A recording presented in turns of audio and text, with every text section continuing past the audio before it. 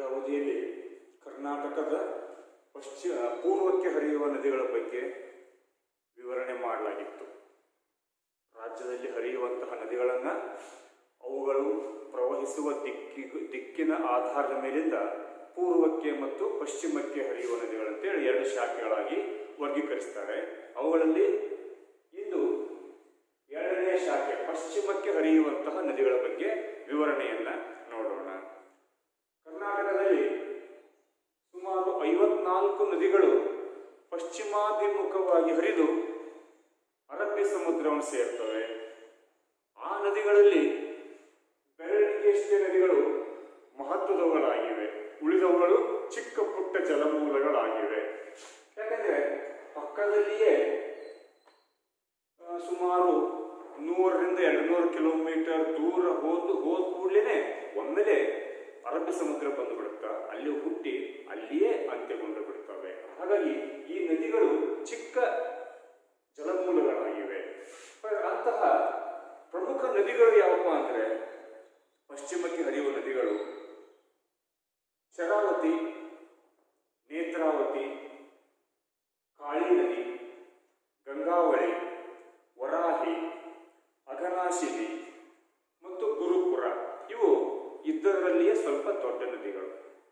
ಇವುಗಳನ್ನು ಹೊರತುಪಡಿಸಿದರೆ ನಾರಿಹೊಳೆ, ಕುಮಾರಧಾರ, ಗೌರಿಹೊಳೆ, ಸೀತಾ ನದಿ, ಸ್ವರ್ಣಾ ನದಿ, ಹಾಲ್ದಿ ನದಿ, ಚಕ್ರ, ಹರಿದ್ರಾವತಿ, ಮಹಾದಾಯಿ, ಕನೇರಿ, ಮದಿಬಾಲ, ಮುಲ್ಕಿ, ಶಿಕುವಾ, ಅತ್ತಿವೇರಿ, ಬೇಡ್ತಿ, ಗಂಗೋಳಿ, ಎಣ್ಣೆಹೊಳೆ, ಬೆಣ್ಣೆಹೊಳೆ, ಯಾಲ್ಕೊಂಡ, ದೂಧಸಾಗರ, ದುರ್ಗದ ಹಳ್ಳ, ಸೋಂದಾ ನದಿ, ಬೀಜೂರು ನದಿ, ಕಂದಿನಿ ನದಿ, ಯಾದಮ್ಮಿನ ಹೊಳೆ, ಸೋಮ ನದಿ, ಹೊಂಗನ ಹೊಳೆ, ಪಟ್ಟಣದ ಹಳ್ಳ, ಕುಬ್ಜ ನದಿ, ಹಂಚಿಕಟ್ಟೆ ಹೊಳೆ. ಇವು ಇತರೆ ಚಿಕ್ಕ ಪುಟ್ಟ ಹೊಳೆ ಹಳ್ಳಗಳು. ಇವುಗಳಲ್ಲಿ ಇಂದು ಈ 5 ನದಿಗಳನ್ನು ನೋಡೋಣ. ಅವುಗಳು ಎಲ್ಲಿ ಉಗಮುತ್ತವೆ, ಅವುಗಳ ಲಕ್ಷಣ ಏನು ಅಂತೇಳಿ. ಮೊದಲನೇದಾಗಿ ನಕ್ಷೆಯಲ್ಲಿ ಈ 5 ನದಿಗಳ ಉಗಮ ಸ್ಥಾನ ಎಲ್ಲಿ ಅಂತ್ಯಗೊಳ್ತವೆ ಅದನ್ನ ಸ್ವಲ್ಪ ನೋಡಿಕೊಳ್ಳೋಣ. ನಂತರ ವಿವರಣೆಯನ್ನ ನೋಡೋಣ. ಹಾಗಾದ್ರೆ ಈ ನದಿಗಳನ್ನ ಒಂದೊಂದಾಗಿ ತೆಗೆದುಕೊಂಡಾಗ ಒಂದೆಂದು ಕಾಳಿ ನದಿ. ಕಾಳಿ ನದಿ ಉಗಮ ಹೊಂದೋದು ಉತ್ತರ ಕನ್ನಡ ಜಿಲ್ಲೆಯ ಸೂಪಾ ತಾಲೂಕಿನ ಡಿಗ್ಗಿ ಘಾಟ್ ಅನ್ನುವಲ್ಲಿ. ಹಾಗೆ ಅದು ಕಂಡು ಬರೋದು ಕಾಳಿ ನದಿ. ಇಲ್ಲಿ ಉಗಮ ಹೊಂದುತ್ತೆ ಡಿಗ್ಗಿ ಘಾಟ್ ಅಂತೇಳಿ. ಇಲ್ಲಿ ಕಾಳಿ ನದಿ ಉಗಮ ಹೊಂದಿ ಇಲ್ಲಿ ಹರಿದು ಇಲ್ಲಿ ಅರಬ್ಬಿ ಸಮುದ್ರ ಸೇರ್ತದೆ. ಇದು ಕಾಳಿ ನದಿ ಜಾಲ. ಅಷ್ಟು ನೋಡ್ಕೊಳ್ಳೋಣ. ಮೊದಲೇ ಚಾರ್ಟ್ ಕಾಳಿ ನದಿ, ಇದು ಕಾಳಿ ನದಿ. ಎರಡನೇದು ಶರಾವತಿ ನದಿ. ಶರಾವತಿಯು ಶಿವಮೊಗ್ಗ ಜಿಲ್ಲೆಯ ತೀರ್ಥಹಳ್ಳಿ ತಾಲೂಕಿನಲ್ಲಿ ಉಗಮವಾಗುತ್ತದೆ. ಶರಾವತಿ ನದಿ ಅದು ಶಿವಮೊಗ್ಗ ಜಿಲ್ಲೆಯ ತೀರ್ಥಹಳ್ಳಿ ತಾಲೂಕು. ಈ ಭಾಗದಲ್ಲಿ ಉಗಮ ಹೊಂದಿ ಇಲ್ಲೇ ಹರಿದು ಹೊನ್ನಾವರದ ಬಳಿ ಅರಬ್ಬಿ ಸಮುದ್ರವನ್ನು ಸೇರಿಕೊಳ್ಳುತ್ತದೆ. ಇದು ಕಾರವಾರ ಬಳಿ ಸೇರುತ್ತವನ್ನೇದು ಕಾಳಿ ನದಿ, ಇದು ಶರಾವತಿ ನದಿ ಹೊನ್ನಾವರದ ಬಳಿ ಅರಬ್ಬಿ ಸಮುದ್ರ ಸೇರುತ್ತದೆ. ಮೂರನೇದು ನೇತ್ರಾವತಿ ನದಿ. ದಕ್ಷಿಣದಲ್ಲಿ ನೇತ್ರಾವತಿ ನದಿ. ನೇತ್ರಾವತಿ ನದಿ ಚಿಕ್ಕಮಗಳೂರು ಜಿಲ್ಲೆಯ ಬಲ್ಲಾಳರಾಯನದುರ್ಗ ಅನ್ನುವ ಸ್ಥಳದಲ್ಲಿ ಉಗಮ ಹೊಂದುತ್ತದೆ. ಇಲ್ಲಿ ಉಗಮ ಹೊಂದಿ ಮುಂದೆ ಮಂಗಳೂರು ಜಿಲ್ಲೆ, ದಕ್ಷಿಣ ಕನ್ನಡ ಜಿಲ್ಲೆಯಲ್ಲಿ ಹರಿದು ಅರಬ್ಬಿ ಸಮುದ್ರವನ್ನು ಸೇರುತ್ತದೆ. ನಾಲ್ಕನೇದು ಗಂಗಾವಳಿ ಅಥವಾ ಬೇಡ್ತಿ ನದಿ ಅಂತ ಸಹಿತ ಕರೆಯಲಾಗ್ತದೆ.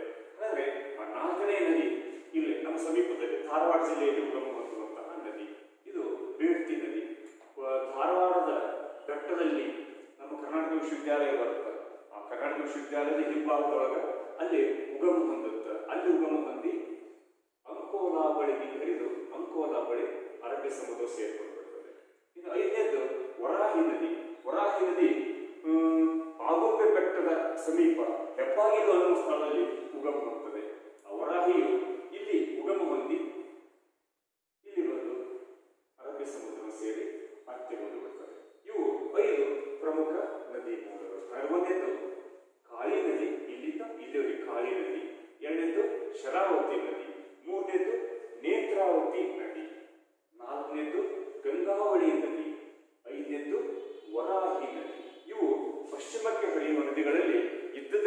ಸ್ವಲ್ಪ ದೊಡ್ಡ ನದಿಗಳಾಗಿವೆ. ಆದರೆ ಅವುಗಳ ಬಗ್ಗೆ ಸ್ವಲ್ಪ ವಿವರಣೆಯನ್ನ ಇಲ್ಲಿ ನೋಡೋಣ. ಒಂದನೇ ನದಿ ಕಾಳಿ ನದಿ. ಕಾಳಿ ನದಿ ಉತ್ತರ ಕನ್ನಡ ಜಿಲ್ಲೆಯ ಸೂಪಾ ತಾಲೂಕಿನ ಡಿಗ್ಗಿಘಾಟ್ ಅನ್ನುವ ಸ್ಥಳದಲ್ಲಿ ಉಗಮಗೊಳ್ಳುತ್ತದೆ. ಅದರ ಒಟ್ಟು ಉದ್ದ 184 ಕಿಲೋಮೀಟರ್. ಹಾಗಾದರೆ ಕರ್ನಾಟಕದಲ್ಲಿ ಪಶ್ಚಿಮಕ್ಕೆ ಹರಿಯುವ ನದಿಗಳಲ್ಲಿ ಅತಿ ಉದ್ದವಾದ ನದಿ ಕಾಳಿ ನದಿ. ಅದರ ಉದ್ದ ಎಷ್ಟು? ಅತಿ ಉದ್ದ ಅಂದ್ರೆ ಕೇವಲ 184 ಕಿಲೋಮೀಟರ್. ಹಾಗಾದರೆ ಉಳಿದ ನದಿಗಳು ಅದಕ್ಕಿಂತ ಕಡಿಮೆಯಾಗಿವೆ. ಕಾರಣ ಅಂತಂದ್ರೆ ಆಗಲೇ ಹೇಳಿಲ್ಲ, ಇಲ್ಲಿ ಉಗಮ ಹೊಂದಿದ್ರೆ ಒಮ್ಮೆಲೆ ಪಕ್ಕದಲ್ಲಿ ಅರಬ್ಬಿ ಸಮುದ್ರ ಕಂಡು ಬರುತ್ತಾ ಉಗಮ ಹೊಂದಿ ಕೇವಲ 100-200 ಕಿಲೋಮೀಟರ್ ದೂರ ಹೋದರೆ ಅಂತ್ಯಗೊಂಡು ಬಿಡುತ್ತವೆ. ಇದು ಪಶ್ಚಿಮಕ್ಕೆ ಹರಿಯುವ ನದಿಗಳಲ್ಲಿ ಅತ್ಯಂತ ಉದ್ದವಾದ ನದಿ. ಇದರ ವಿಶೇಷತೆ ಏನಪ್ಪಾ ಅಂತಂದ್ರೆ ಕಾಳಿ ನದಿಯು ದಟ್ಟವಾದ ಅರಣ್ಯಗಳಲ್ಲಿ ಹರಿದಿದೆ. ದಟ್ಟವಾದ ಅರಣ್ಯಗಳಲ್ಲಿ ಹರಿದು ಕಾರವಾರ ನಗರದ ಬಳಿ ಅರಬ್ಬಿ ಸಮುದ್ರವನ್ನು ಸೇರಿ ಅಂತ್ಯಗೊಂಡು ಬರುತ್ತದೆ. ಇದಕ್ಕೆ ಕಾಲಾ ನದಿ ಅನ್ನುವಂಥ ಹೆಸರಿನಿಂದ ಕಾಳಿ ನದಿ ಅಂತ ಕರೆಯಲಾಗ್ತದೆ ಅಂತ ಹೇಳ್ತಾರೆ. ಯಾಕೆ ಕಾಳಿ ಅನ್ನುವಂಥ ಹೆಸರು ಬಂತಂದ್ರೆ ಕಾಲ ಅದು ಕಪ್ಪು, ಕಾಳಿ ಅಂತ ಆಗಿದೆ. ಕಾಲ ಅಥವಾ ಕಾಳಿ ಅಂತ ಯಾಕೆ ಅಂತಂದ್ರೆ ಈ ನದಿಯ ನೀರು ಕಪ್ಪಾಗಿದೆ ಅಂತೇಳಿ ಅಭಿಪ್ರಾಯ. ಕಾಳಿ ನದಿಯ ನೀರು ಕಪ್ಪಾಗಿದೆ, ಅದಕ್ಕೆ ಅದನ್ನ ಕಾಳಿ ನದಿ ಅಂತಾರೆ. ಆದ್ರೆ ನೀರು ಕಪ್ಪಾಗಿಲ್ಲ. ಆ ನದಿ ಹರಿಯುವಂತಹ ಕಣಿವೆಯ ಅಥವಾ ಆ ನದಿ ಮಾರ್ಗದ ತಳಭಾಗವು ಬಾಸಾಲ್ಟ್ ಶಿಲೆಯಿಂದ ರಚಿತಗೊಂಡಿದೆ ಅಥವಾ ಕಪ್ಪು ಶಿಲೆಯಿಂದ ರಚಿತಗೊಂಡಿದೆ. ಹಾಗಾಗಿ ಆ ಕೆಳಗಡೆ ಕಪ್ಪು ಶಿಲೆ ಇರ್ತದೆ. ಆ ಕಪ್ಪು ಶಿಲೆಯ ಮೇಲೆ ಪಾರದರ್ಶಕವಾದ ನೀರು ಹರಿಬೇಕಾದ್ರೆ ತಳಗಿನ ಬಣ್ಣ ನಮಗೆ ಕಾಣಿಸುತ್ತೆ, ತಳದ ಬಣ್ಣ ಅದು ಕಪ್ಪಾಗಿ ಕಾಣಿಸ್ತದೆ ತಳಭಾಗ. ಹಾಗೆ ನೋಡ್ಲಿಕ್ಕೆ ಅದು ಕಪ್ಪು ಕಾಣುವುದರಿಂದ ಕಪ್ಪು ನೀರು, ಕಾಲಾ ನದಿ, ಕಾಳಿ ನದಿ ಅನ್ನುವಂಥ ಪದ ಬಂದಿದೆ ಅಂತೇಳಿ ನಾವು ನೋಡ್ತೇವೆ. ಇದು ಅತ್ಯಂತ ಇಕ್ಕಟ್ಟಾದ ಕಣಿವೆಯಲ್ಲಿ ಹರಿದಿರುವಂತಹ ನದಿ. ಅಲ್ಲಿರುವಂತಹ ಕಠಿಣ ಶಿಲಾಸ್ತ್ರಗಳಿರುವುದರಿಂದ ಅಗಲವಾಗಿ ಹರಿಯಲಿಕ್ಕೆ ಅವಕಾಶ ಇಲ್ಲ. ಅಂದ್ರೆ ಶಿಲೆಗಳನ್ನು ಕೊರೆಯಲಿಕ್ಕೆ ಕಠಿಣವಾದ ಶಿಲಾಸ್ತ್ರ ಕಂಡು ಬರುತ್ತಾ ಪಾರ್ಶ್ವ ಕೊರತೆಗೆ ಬದಲಾಗಿ ಆಳ ಕೊರತೆ ಕಂಡು ಬರ್ತದೆ. ಆಳವಾಗಿ ಕೊರತೆ ಉಂಟಾಗುವುದರಿಂದ ಇಕ್ಕಟ್ಟಾದ ಕಣಿವೆಯಲ್ಲಿ ಇದು ಹರಿಯುತ್ತದೆ. ಅಗಲ ಕಡಿಮೆಯಾಗಿದೆ. ಅದರ ಒಂದು ಉಪಯೋಗ ಏನಪ್ಪಾ ಅಂದ್ರೆ ಇಕ್ಕಟ್ಟಾದ ಕಣಿವೆಯಲ್ಲಿ ಹರಿದ್ರೆ ಅದನ್ನ ಜಲವಿದ್ಯುತ್ ಉತ್ಪಾದನೆ ಮಾಡಲಿಕ್ಕೆ ನಾವು ಬಳಕೆ ಮಾಡಿಕೊಳ್ಬಹುದು. ಅಗಲವಾಗಿ ಹರಿದ್ರೆ ವಿದ್ಯುತ್ ಉತ್ಪಾದನೆ ಮಾಡಲಿಕ್ಕೆ, ವಿದ್ಯುತ್ ಘಟಕ ಸ್ಥಾಪನೆ ಮಾಡಲಿಕ್ಕೆ ಅದು ಸೂಕ್ತವಲ್ಲ. ಇಕ್ಕಟ್ಟಾದ ಕಣಿವೆಯಲ್ಲಿ ಹರಿದ್ರೆ ವೇಗ ಅಧಿಕವಾಗ್ತದೆ. ವೇಗ ಅಧಿಕವಾದರೆ ವಿದ್ಯುತ್ ಉತ್ಪಾದನೆಗೆ ಆ ವೇಗವು ಅತ್ಯಂತ ಪೂರಕವಾಗಿರುತ್ತದೆ. ಹಾಗಾಗಿ ಕಾಳಿ ನದಿಯು ಜಲವಿದ್ಯುತ್ ಉತ್ಪಾದನೆಗೆ ಹೆಚ್ಚು ಸೂಕ್ತವಾದ ನದಿಯಾಗಿದೆ. ಆ ಒಂದು ಕಾರಣದಿಂದಾಗಿ ಸೂಪಾ ಮತ್ತು ಅಂಬಿಕಾನಗರ ತಾಲೂಕುಗಳ ವ್ಯಾಪ್ತಿಯೊಳಗ ಇದಕ್ಕೆ ವಿದ್ಯುತ್ ಕೇಂದ್ರವನ್ನ ಸ್ಥಾಪನೆಯನ್ನ ಮಾಡಲಾಗಿದೆ. ಆ ಮೂಲಕ ವಿದ್ಯುತ್ ಅನ್ನ ಉತ್ಪಾದನೆ ಮಾಡಲಾಗುತ್ತದೆ. ಕಾಳಿ ನದಿಯ ಉದ್ದ 9291 ಚದರ ಕಿಲೋಮೀಟರ್ ಪ್ರದೇಶವಾಗಿದೆ. ಇದಕ್ಕೆ ಪಂಡರಿ, ಕನೇರಿ, ಮಾದ್ರಿ, ತಟ್ಟೆಹಳ್ಳ, ಬರ್ಚಿ ಮತ್ತು ವಾಕಿ ಅನ್ನುವಂತಹ ಉಪನದಿಗಳು ಸೇರ್ತವೆ. ಸಣ್ಣ ಸಣ್ಣ ನದಿಗಳು ಉಪನದಿಗಳು ಸೇರುತ್ತವೆ. ಇದು ಲಾಲಗುಡಿ ಅನ್ನುವಂಥ ಜಲಪಾತವನ್ನು ನಿರ್ಮಾಣ ಮಾಡಿದೆ. ಅದು 62 ಮೀಟರ್ ಆಳಕ್ಕೆ ಧುಮುಕಿದೆ. ಲಾಲಗುಡಿ ಜಲಪಾತವು ಕಾಳಿ ನದಿಯ ಒಂದು ವಿಶೇಷತೆಯಾಗಿದೆ. ತರುವಾಯ ಎರಡನೆಯ ಪ್ರಮುಖ ನದಿ ಪಶ್ಚಿಮದ್ದು ಶರಾವತಿ ನದಿ. ಶರಾವತಿ ನದಿ ತೀರ್ಥಹಳ್ಳಿ ತಾಲೂಕಿನಲ್ಲಿ ಉಗಮವಾಗುತ್ತದೆ. ಶಿವಮೊಗ್ಗ ಜಿಲ್ಲೆಯ ತೀರ್ಥಹಳ್ಳಿ ತಾಲೂಕಿನಲ್ಲಿ ಅಂಬುತೀರ್ಥ ಅನ್ನುವಂಥ ಸ್ಥಳದ ಬಳಿ ಉಗಮ ಹೊಂದಿ 137 ಕಿಲೋಮೀಟರ್ ದೂರ ಇರುತ್ತದೆ. 137 ಕಿಲೋಮೀಟರ್ ದೂರ ಹರಿದ ಕೂಡಲೇ ಅರಬ್ಬಿ ಸಮುದ್ರ ತೊರೆತು ಬಿಡುತ್ತೆ. ಹೊನ್ನಾವರ ನಗರದ ಬಳಿ ಆ ಅರಬ್ಬಿ ಸಮುದ್ರಕ್ಕೆ ಸೇರಿಕೊಂಡು ಬಿಡುತ್ತದೆ. ಇದರ ಉದ್ದ 132 ಕಿಲೋಮೀಟರ್ ಆಗಿದೆ. ಅದರ ಜಲಾನಯನ ಕ್ಷೇತ್ರ ಕೇವಲ 2771 ಚದರ ಕಿಲೋಮೀಟರ್ ಮಾತ್ರ ಆಗಿದೆ. ಶರಾವತಿಯ ವಿಶೇಷತೆ ಏನಪ್ಪಾ ಇದು ಚಿಕ್ಕ ನದಿ, ಕೇವಲ 132 ಕಿಲೋಮೀಟರ್ ದೂರ ಇರ್ತಿದೆ. ಆದರೆ ಇಷ್ಟೇ ಚಿಕ್ಕದಿದ್ರೂ ವಿಶೇಷತೆ ಏನಪ್ಪಾ ಅಂತಂದ್ರೆ ಅದು ನಿರ್ಮಾಣ ಮಾಡಿರುವಂತಹ ಜಲಪಾತವೇ ಕಾರಣ. ಈಗಾಗಲೇ ಹಗಲೆಲ್ಲದು ಹಿಂದೆ ಬಂದಿರ್ತದೆ. ಶರಾವತಿ ನದಿಯು ಏರಸೊಪ್ಪ ಬಳಿ ಶಿವಮೊಗ್ಗ ಜಿಲ್ಲೆಯಲ್ಲಿ ತೀರ್ಥಹಳ್ಳಿ ತಾಲೂಕಿನಲ್ಲಿ 275 ಮೀಟರ್ ಎತ್ತರದಿಂದ ಒಮ್ಮೆಲೆ ಧುಮುಕಿ ಜಲಪಾತವನ್ನು ನಿರ್ಮಾಣ ಮಾಡಿದೆ. ಅದನ್ನ ಜೋಗ ಜಲಪಾತಗಳು ಅಂತ ಕರೀತಾರೆ. ಹಾಗಾದ್ರೆ ಬೇರೆ ಜಲಪಾತಗಳು ಇವೆ, ಇದು ಒಂದು ಜಲಪಾತ. ಇದರ ವಿಶೇಷತೆ ಏನಪ್ಪಾ ಅಂತಂದ್ರೆ ಹಿಂದಿನ ಅವಧಿಯೊಳಗ ಪ್ರಾಕೃತಿಕ ವಿಭಾಗಗಳನ್ನು ಅದನ್ನ ವಿವರಣೆ ಮಾಡಲಾಗಿದೆ. ವಿಶೇಷತೆ ಏನಂತಂದ್ರೆ ಅದು 275 ಮೀಟರ್ ಎತ್ತರದ ಧುಮುಕಬೇಕಾದ್ರೆ ಶರಾವತಿಯು 4 ಕವಲುಗಳಾಗಿ ಹೊಡಿತದೆ. ಆ 4 ಕವಲುಗಳು ಪ್ರತ್ಯೇಕ ಬೇರೆ ಬೇರೆ ಗುಣಲಕ್ಷಣಗಳನ್ನು ಹೊಂದಿವೆ. ಒಂದು ದೊಡ್ಡದು ರಭಸವಾಗಿ ಭಯಾನಕ ರೀತಿಯಲ್ಲಿ ಹರಿತದೆ, ಅದನ್ನ ರಾಜ ಶಾಖೆ, ರಾಜ ಅಂತ ಕರಿತೇವೆ. ಇನ್ನೊಂದು ರಾಣಿ, ಆ ನೀರು ಅದು ಅದು ಬಳಕ್ತಾ ಬಳಕ್ತಾ ಹರಿತದೆ ಅಲೆಯ ರೂಪದಲ್ಲಿ. ಅದನ್ನ ರಾಣಿ ಅಂತ ಕರೆಯಲಾಗ್ತದೆ. ಇನ್ನೊಂದು ರಾಕೆಟ್ ಅಂತೇಳಿ ನೇರವಾಗಿ ಧುಮುಕ್ತದೆ, ಯಾವುದೇ ಕಡೆದು ಅಲ್ಲಾಡೋದಿಲ್ಲ, ನೇರವಾಗಿ ಧುಮುಕೋದ್ರಿಂದ ಅದು ಸ್ತಂಭದಂತೆ ಕಂಬದಂತೆ ಕಾಣ್ತದೆ ದೂರ ನೋಡ್ಲಿಕ್ಕೆ, ಅದನ್ನ ರಾಕೆಟ್ ಅಂತ ಕರೆಯಲಾಗ್ತದೆ. ಇನ್ನೊಂದು ರೋರ್ ಅಂತಂದ್ರೆ ಅದು ಅರಳೆ ಟೈಪ್, ಹತ್ತಿ ಟೈಪ್ ಕಾಣ್ತದೆ, ಗುಂಜು ನೀರು ಅಂತೇಳಿ ಗೊತ್ತಾಗೋದಿಲ್ಲ, ಅದನ್ನ ರೋರರ್ ಅಂತ ಕರೀತೇವೆ. ಹೀಗೆ ರಾಜ, ರಾಣಿ, ರಾಕೆಟ್, ರೋರರ್ ಅನ್ನುವಂಥ 4 ಕವಲುಗಳಲ್ಲಿ ನಿರ್ಮಾಣವಾಗಿವೆ. ಆ ಕವಲುಗಳು ಪರಸ್ಪರ ಒಂದಕ್ಕೊಂದು ವಿಭಿನ್ನ ಲಕ್ಷಣವನ್ನು ಹೊಂದಿರುವುದರಿಂದ ಜಗತ್ಪ್ರಸಿದ್ಧ ಜಲಪಾತಗಳಲ್ಲಿ ಒಂದಾಗಿ ಅದು ಪರಿಣಮಿಸಿದೆ. ಹಾಗಾಗಿ ದೇಶ ವಿದೇಶದ ಪ್ರವಾಸಿಗರನ್ನ ಅದು ಆಕರ್ಷಣೆ ಮಾಡುವುದೇ ಆ ಶರಾವತಿ ನದಿಯ ಒಂದು ಪ್ರಾಮುಖ್ಯತೆಯಾಗಿದೆ.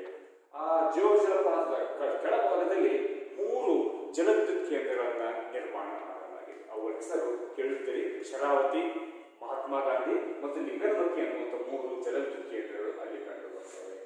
ಇದಕ್ಕೆ ಎಣ್ಣೆಹೊಳೆ ಮತ್ತು ಹರಿದ್ರಾವತಿ ಅನ್ನುವಂತಹ 2 ಉಪನದಿಗಳು ಬಂದು ಸೇರ್ತವೆ. 3ನೇ ನದಿ ನೇತ್ರಾವತಿ ನದಿ.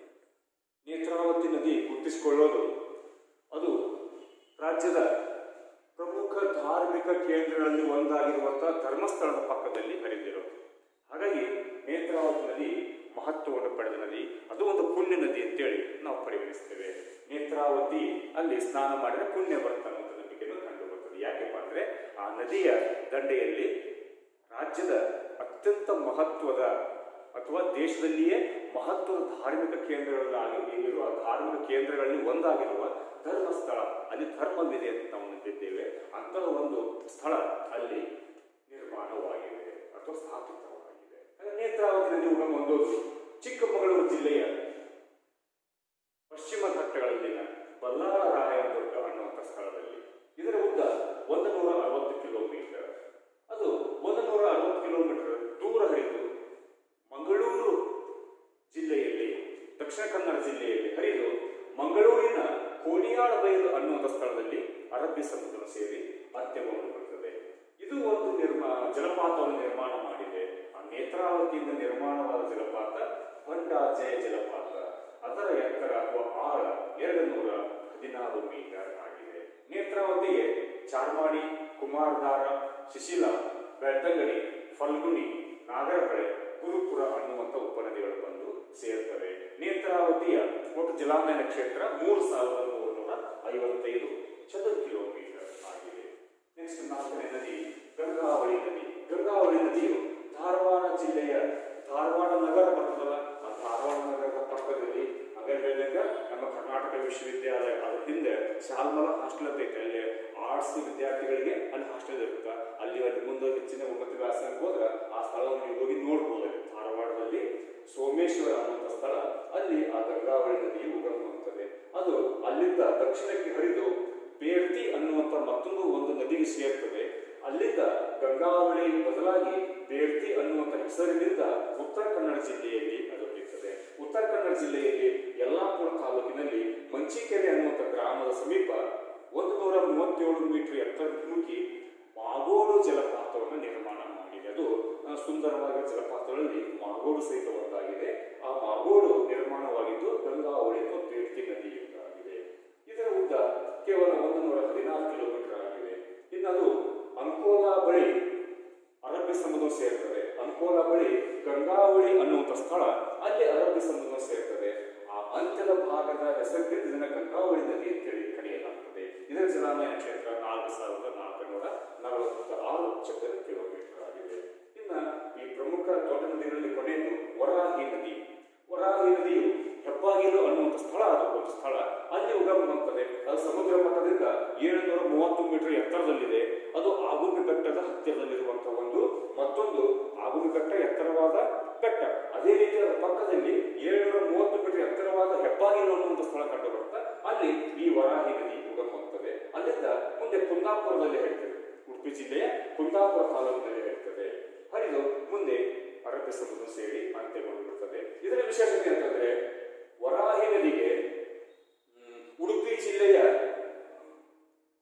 ಕುಂದಾಪುರ ಬಳಿ ಭೂ ಅಂತರ್ಗತ ಜಲವಿದ್ಯುತ್ ಕೇಂದ್ರವನ್ನ ನಿರ್ಮಾಣ ಮಾಡಲಾಗಿದೆ. ಅಂದ್ರೆ ಭೂಮಿಯ ಒಳಗನೆ ಸುರಂಗವನ್ನು ಕೊರೆಯಲು ಅಲ್ಲಿ ಜಲವಿದ್ಯುತ್ ಕೇಂದ್ರವನ್ನ ನಿರ್ಮಾಣ ಮಾಡಲಾಗಿದೆ. ಹಾಗಾಗಿ ವಿದ್ಯುತ್ ಉತ್ಪಾದನೆಗೆ ಈ ನದಿಯ ನೀರನ್ನ ಬಳಕೆ ಮಾಡಲಾಗ್ತದೆ.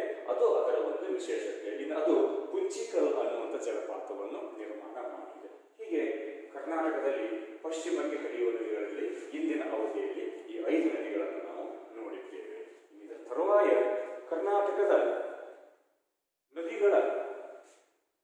ಗುಣಲಕ್ಷಣಗಳು ಏನು ಅನ್ನೋದನ್ನು ನೋಡು. ಅದನ್ನ ಪರೀಕ್ಷೆ ಕೇಳೋದು ಕಡಿಮೆ, ಆದ್ರೂ ಸಹಿತ ನಮ್ಮ ರಾಜ್ಯದ ಬಗ್ಗೆ ಪ್ರಾದೇಶಿಕ ಅಧ್ಯಯನವನ್ನು ನಾವು ಮಾಡ್ತಿರೋದ್ರಿಂದ ಆ ನದಿಯ ಲಕ್ಷಣಗಳ ಬಗ್ಗೆ ನಮಗೆ ತಿಳುವಳಿಕೆ ಬೇಕಾಗ್ತದೆ. ಅದು ಮುಂದೆ ನಿಮಗೆ ಯಾವುದಾದ್ರೂ ಸ್ಪರ್ಧಾತ್ಮಕ ಪರೀಕ್ಷೆಯಲ್ಲಿ ಅದ್ರ ಬಗ್ಗೆ ಮಾಹಿತಿ ನಿಮಗೆ ಬೇಕಾಗಬಹುದು. ಹಾಗಾಗಿ ಕರ್ನಾಟಕದ ನದಿಗಳ ಪ್ರಮುಖ ಗುಣಲಕ್ಷಣಗಳನ್ನು ನಾವು ನೋಡೋದಾದ್ರೆ, ರಾಜ್ಯದಲ್ಲಿ ಹರಿಯುವಂತಹ ನದಿಗಳನ್ನ ಪೂರ್ವಕ್ಕೆ ಮತ್ತು ಪಶ್ಚಿಮಕ್ಕೆ ಹರಿಯುವ ನದಿಗಳಂತೆ ವರ್ಗೀಕರಣ ಮಾಡ್ತೇವೆ. ಹಾಗಾದ್ರೆ ಕರ್ನಾಟಕದಲ್ಲಿ ಹರಿಯುವ ನದಿಗಳು ಒಂದೇ ದಿಕ್ಕಿಗೆ ಹರಿಯೋದಿಲ್ಲ. ಇದು ಒಂದನೇ ಅಂಶ.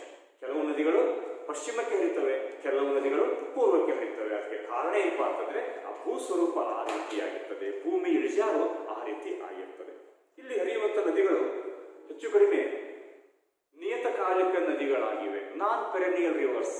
ಇವೆಲ್ಲ ಅಂದ್ರೆ ನಿಯತಕಾಲಿಕ ಅಂದ್ರೆ ಮನ್ಸೂನ್ ಅವಧಿಯಲ್ಲಿ, ಮುಂಗಾರು ಮಳೆಗಾಲದ ಅವಧಿಯಲ್ಲಿ ತುಂಬಿ ಹರಿತವೆ.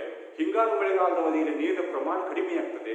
ಮುಂದೆ ಬೇಸಿಗೆ ಕಾಲ, ಚಳಿಗಾಲ ಬಂದಾಗ ಹೆಚ್ಚು ಕಡಿಮೆ ಕೆಲವು ನದಿಗಳಂತೂ ಸಂಪೂರ್ಣ ಬತ್ತಿ ಹೋಗಿ ಒಣದಾಗಿ ಬಿಡ್ತವೆ.